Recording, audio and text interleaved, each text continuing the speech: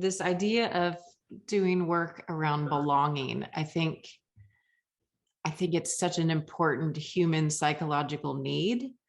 How do you go into an organization and convince them or inspire them that this is something that they should be spending time on? Yeah. A lot of times, organizations that are coming to us are looking for assistance. So there's some level of willingness to change. But organizations and the people within those organizations may be at very different levels.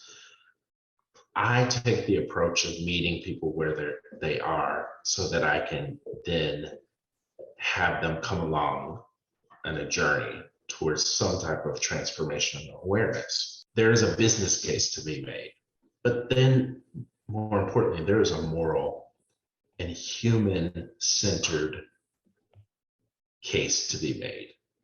And so we start to talk about that. And usually what I do is try to meet someone where they can understand their own experience and translate that feeling that they may have had through a bad experience, an unfair from their vantage point experience, and translate that to how another human being might feel in a similar circumstance.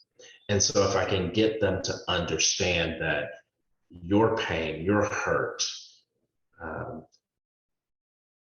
that translates in different ways to different audiences, to different people, and I can build that bridge, then it gives me the opportunity to speak about, well, for instance, if you live in a rural healthcare environment, or rural community, excuse me,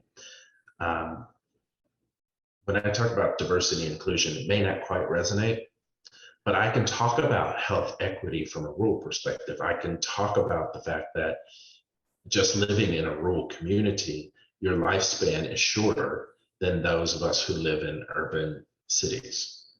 I can talk about the fact that there aren't specialists or even primary care doctors in rural communities the way that there are in urban core centers. And that means that you have an inequitable experience. And so you can resonate with that, right? Mm-hmm. So then I can go and talk about the person who may be an immigrant in a rural community.